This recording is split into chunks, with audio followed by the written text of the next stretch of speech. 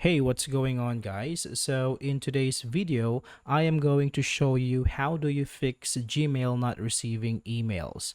So let's start.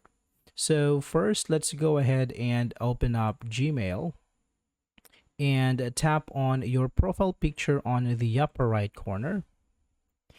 Now, one of the issues you might have is you don't have enough space in your Google Cloud. So let's tap on storage in here, and this is going to open Google One.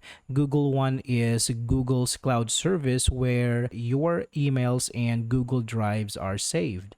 Now, if you don't have enough space in your Google One, that might cause a problem. So what you can do is you can clean up space and choose the files that you want to be removed to gain some storage.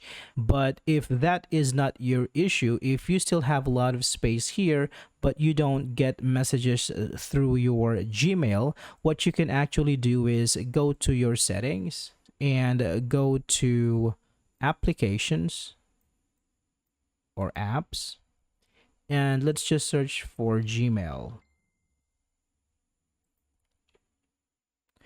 Now here, tap on storage and tap on clear cache.